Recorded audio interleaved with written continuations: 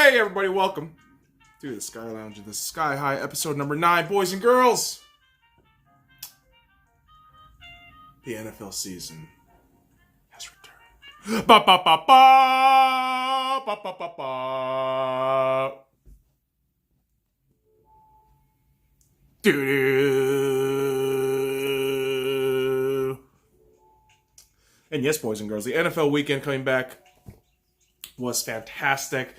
So many games, so many stories. So, real quick, while we have the Seahawks shit up, I want to talk about the Seahawks game really quick because I did a full review on the goddamn game yesterday. Seahawks win 21-20 against the Cincinnati Bengals, but barely eked out that win. A lot of questionable things in the offense of the Seattle Seahawks in terms of offensive line, actually. Relatively speaking, Cincinnati was fantastic. Their defense was superb, despite their battered O-line and, coming out of this game, Mixon being injured, a damn near non-existent running game. The Bengals were fantastic. 400 yards for Andy Dalton, which was something Russell Wilson could only do half of, 198 yards. But at the end of the day, Seahawks won. We move on to the next game, and it's exciting, man. It's exciting to say shit like that as a football fan. It's on to the next game. Championship mentality! Unfortunately for one team, what was, for their horizon, within their division, a potential playoff berth and potentially maybe go into championship games. The Jacksonville Jaguars were dealt with a major injury yesterday. Nick Foles broke his clavicle in the first quarter of the game against the Kansas City Chiefs. And he will be out indefinitely. Nick Foles has been put on IR. And unfortunately for the Jags,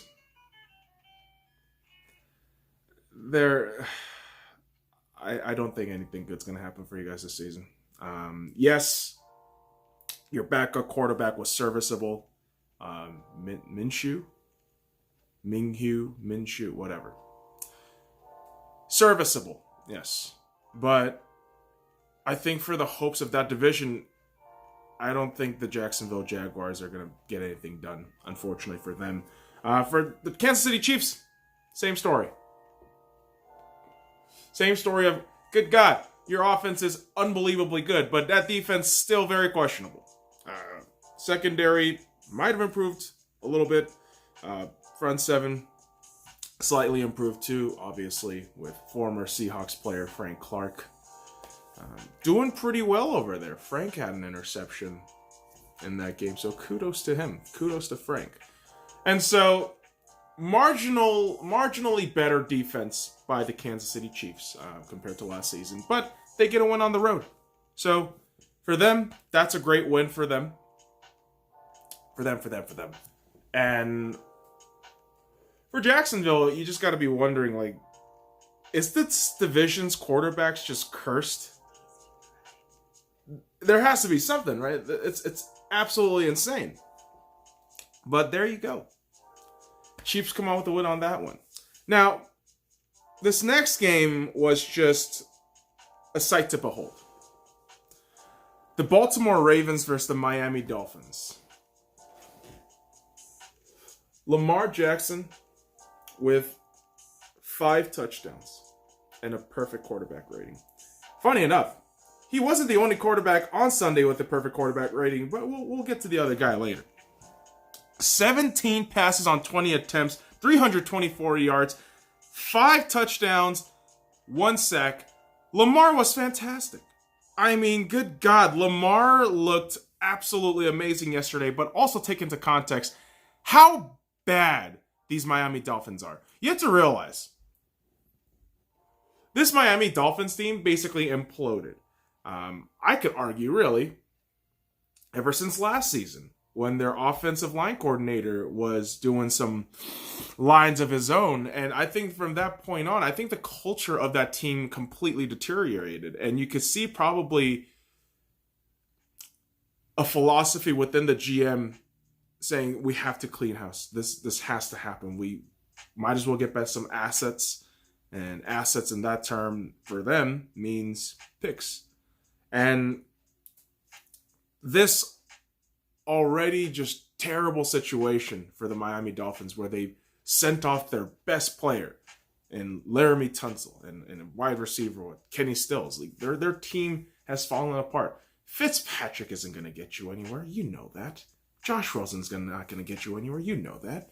And now you have news of players flat out telling media they want to get traded, anonymously or not. This is a problem. This is a disaster for Miami. They're not getting anywhere. I mean, good God. This is a tank team. This is going to be the first overall pick of the 2020 draft in Las Vegas next season. Not next season. In 2020, when they have the draft in Las Vegas, Miami Dolphins are going to select first. Holy shit. They're just so bad. They're absolutely terrible. And I'm not trying to take anything away from Lamar Jackson's fantastic game out yesterday, but take into context how terrible that Miami team is. Put that in the back of your fucking heads, boys and girls. Now, the Browns. Oh boy, the Browns. I like the Browns. I do. I don't hate them. I think it's a misunderstood city in Cleveland. Lots of sports history, lots of sports tragedy. And coming into this preseason, there was so much hype. And I'm on that. I'm one of those guys. I was on that hype train. I still am. I still think the Browns can do good. But week 1, they didn't do good. My goodness. Week 1 of the NFL season, the Cleveland Browns at home shit the bed, losing 43-13 to the Tennessee Titans. Now, credit where credit is due to the Tennessee Titans. Offense, absolutely on one. Defense, just destroying lives on the Cleveland Browns side. And really, Freddie Kitchens, as a head coach, made a lot of questionable decisions yesterday as a whole in the game. I thought some of the play calls were a little bit too conservative, maybe a little too questionable for the circumstance of each and every one of those possessions. And, there's going to be two sides to this whole, Cleveland Browns loss. There's going to be the media side, where it's going to be, I told you so, they're terrible. I knew they were going to be terrible. Everyone is just shit. The Colin Cowherds of the world, the fucking ESPN nerds of the world. And then there's going to be the fan side. The unbelievably dick-kicked-in, depressed folks that support the Cleveland Browns. The good folks who bear through that fucking team. But for me, I'm the optimist for the Cleveland Browns. I'm going to say this. I think this is a good lesson for the Cleveland Browns because you have Monday Night Football next week against the New York Jets. The team that saw the home, the home opening wonder of Baker Mayfield. I think that's your bounce back game. I think this is the game where we say, all right, they came out a little bit arrogant. They came out a little bit unprepared. But that Jets game, huge indicator as to what the Cleveland Browns can actually do. And I think this team shouldn't be underestimated because of one game.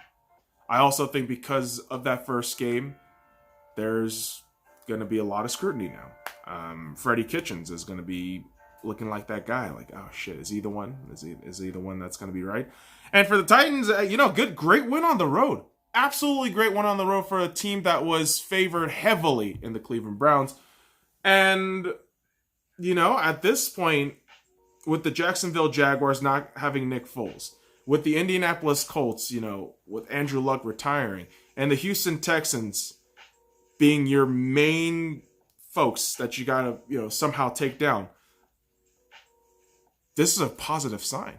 if you're a Tennessee Titans fan. So great win for the Titans, and a fortunate loss for the Browns. But hey, maybe take this loss and take it into a win. Go into next week against the Jets. New mentality, new fucking game. Visors up. Go! Are you a head coach? No, I'm an optimist, man. Especially with the Browns. Like, the Browns is... I don't know. There's something about the Browns that I really find enjoyable. There's also the little known fact, and people just tend to forget history. The father of football is Paul Brown, and the Browns were named after Paul Brown.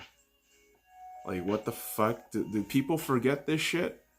That football god his name is actually Paul Brown? Just saying, boys and girls, all right? If you don't know who I'm talking about, Google that shit. I need you to Google that shit right now. Paul Brown, okay? Father of modern football. He's God, okay? That's why I want them to do well. I do. I don't really hold a lot of animosity towards them. A lot of admiration, really. And for this next team that I'm about to talk about, yeah, I don't hate the Cowboys. I've said this multiple times. I know, and they kicked our ass last season. I'm not gonna be mad about that. We did that to ourselves. But what the Cowboys are able to do today, well, yesterday, on Sunday, I keep saying it like it just happened today because I'm watching highlights again. It makes me relive the memories. And the Cowboys were able to slap the memories out of the Giants. My goodness. A fucking blowout win, 35-17. Dak with a perfect perfect quarterback rating of just 4 touchdowns, 400 yards. Just unbelievable. Dak looked fantastic yesterday. Offensive line was clicking. Amari Cooper doing great. Zeke giving them the business. Defense on point. And the Giants just being the Giants. They trotted out Daniel Jones after a while, but this was just... And of course, because Dak still hasn't signed a new contract yet, you could imagine Jerry Jones not needing a Viagra to get it up after the win. He's definitely getting a fucking $35 million contract. I swear to God, dude. Dak... Okay, don't be surprised. I'm going to say it right now. If Dak gets anywhere from $35 to $40 million in his contract, in his salary every year for that new contract, I wouldn't be surprised. 35 to 40. Good God. That's how Jerry's going to see this shit. And respect to Dak, but it's a whole lot of money you're throwing on that quarterback. Now, speaking of money thrown on the quarterback, Carson Wentz was able to leave, the doubters and haters in their dust after the Philadelphia Eagles came from behind, down 20-7 from the first half, wins at 32-27. Never a doubt in my mind. It was never a doubt in my mind. And Carson Wentz looked fresh. He looked great. He looked like the quarterback of old that we fell in love with. The quarterback that we said, wow, that's a stud. That's a big dick stud. And that's the stud who led the Eagles ultimately to win the Super Bowl. And unfortunately for Washington, yeah, Case Keenum did all right. He did okay. But that defense just, oh dear. Moving on, that defense, is there really a lot of optimism for you, Washington? I don't know. After probably like week 5, you could definitely see Dwayne Haskins just going in there and be like, all right, it's a tank pool anyways. Might as well just fucking go. But simultaneously, they gave Case Keenum a lot of money, so they'll probably just play him for the longest fucking time, right? Who the hell knows? But for the Eagles, hey! Take the positives. You only allowed 7 points in the second half. And you won in a comeback win. And we all thought it was all Frank Reich. But no. There he is. Carson Wentz swinging his dick around and saying, I'm back, world. Don't you discount me. Because your contract wasn't discounted at all, you rich motherfucker. That's crazy! But worth it. Because goddamn Carson Wentz, you fucking peasants. Seriously. Do people not realize who Carson Wentz is? Do people forget what he has done all these years? Fools. Now, the Rams struggle to win against Carolina, but they do eke out a win, 30-27, like last minute shit. And really, this is exactly what I thought of the Rams, and I'm going to be proven right. This is a team that I believe steps back offensively and defensively. Yes, you still got Aaron Donald, arguably one of the best players in the football league right now. But overall, I think the team drops a little bit. And that's great as a Seahawks fan. For the Carolina Panthers, what is there really to be optimistic about? Well, at this point, if you're a Carolina fan. Do you really think Cam Newton is your guy? Like, he's a franchise quarterback, yes, but he's not the guy to take you to that next step. I think Cam's very limited. I think you're going to see throughout the season, Cam just oof himself out. Results. If he does. And that's a big if. Big fucking if. Now, boys and girls. I don't like keep being that Debbie Downer, but sometimes a team speaks for itself. The Atlanta Falcons looked fucking worthless against a Kirk Cousins-led Atlanta Vikings team. What? Bro, I don't even know. All right, you had the fucking rush offense of the Vikings looking like they were teabagging Atlanta every single time.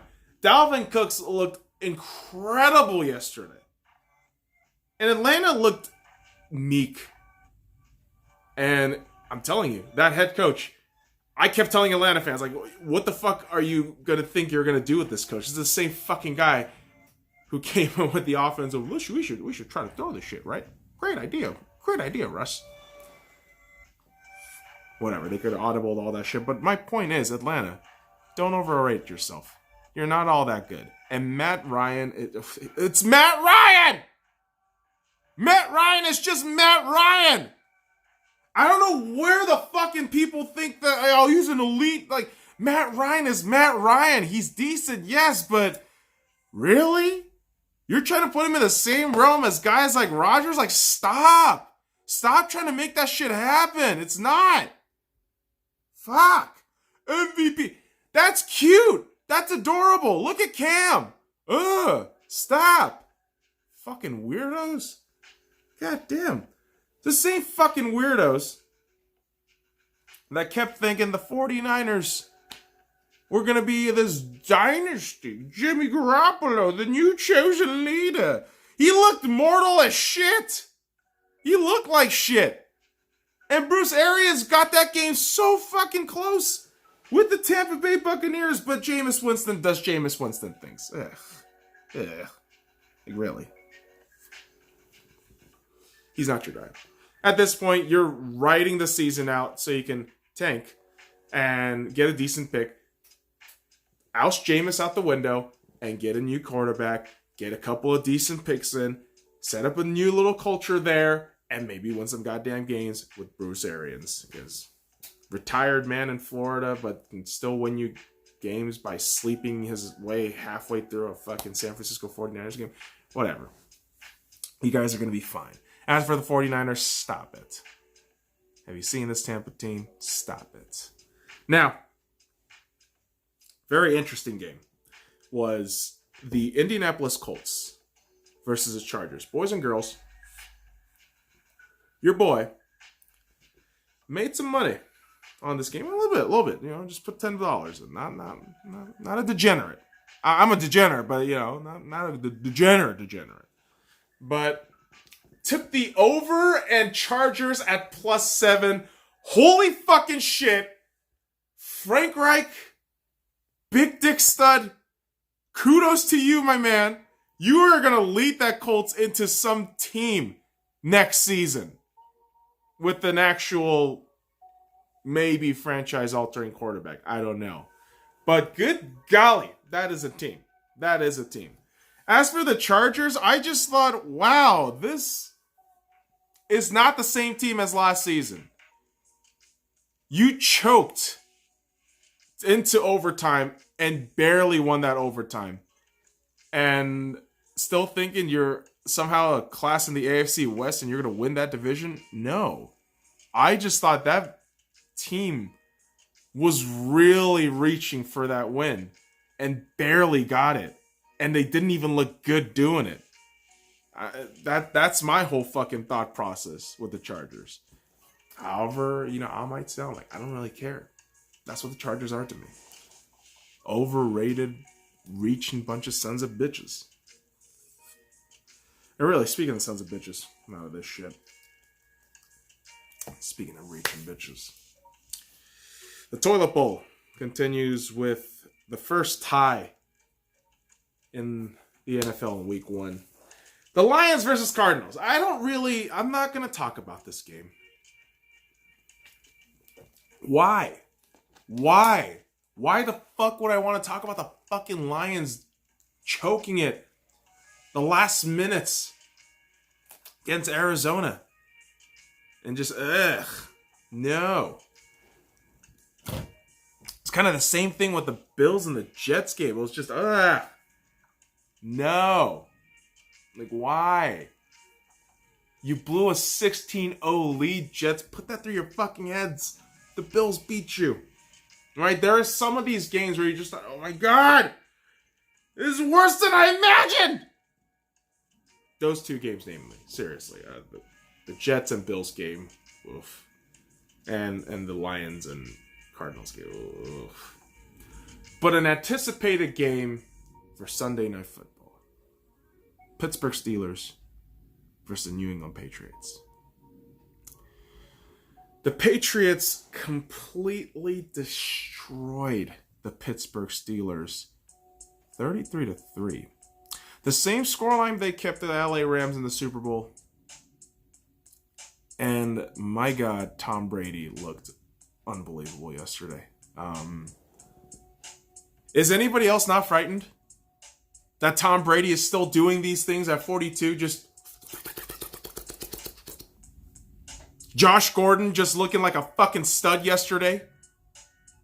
And now you have Antonio Brown officially on your side coming into camp today. Is anybody else not frightened about this shit? Am I the only one like genuinely freaked out like, oh my God, they're going to get to the AFC Championship and from that point on, like we know what the fuck Belichick and Brady does. Steelers, are you happy? Are you happy with all that boasting? Are you happy with all that boasting of, we got rid of AB. We're the greatest fucking team. We got rid of Le'Veon Bell. We're doing great. Really? For this? For this? And I rate some of your young players. I do. I really do like some of their young defensive talents. T.J. Watt, my God. When he's on, he's on. Devin Bush can be something special. But my God, Tom Brady ripped their asses apart yesterday. And granted, take into context of everything else, right? I mean, I do kind of think the Steelers played absolutely piss poor yesterday. Offensively, Ben just overthrowing passes for no reason. Defensively, just doing the same kind of things that Tom Brady was going to enjoy his time with. And shout out to, was it Pouncey? Can somebody find out for me what the name of that dude is? The center of the fucking Pittsburgh Steelers, who on the set just let the ball stay on the ground, and while everybody moved, just utter confusion. Everybody just laughing, and he gets a yellow flag for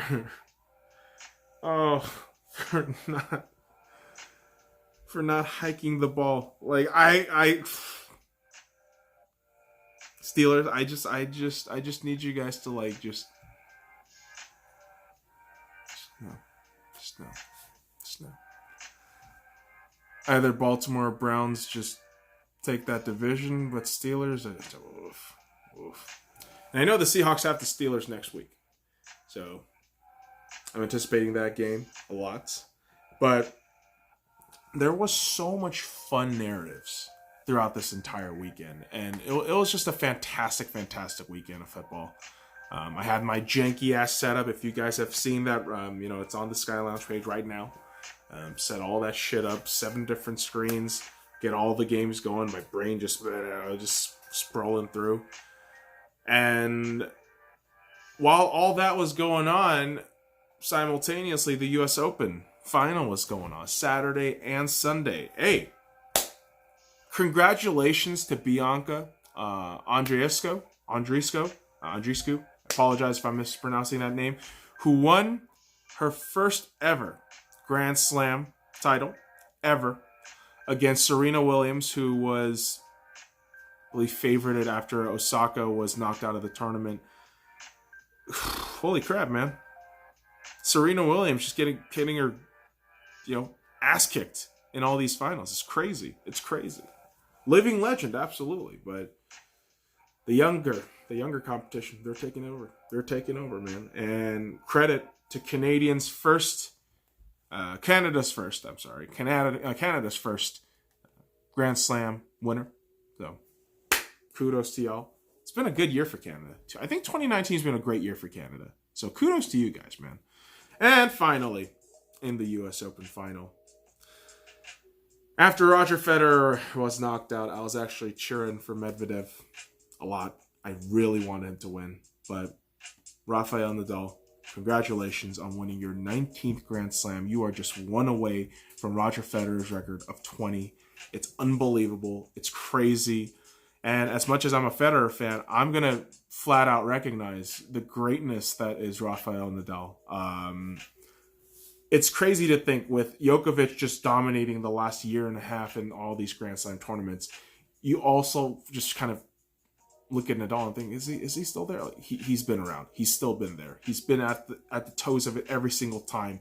And this game showed, as much as Medvedev did try to come back, Nadal just showed his class.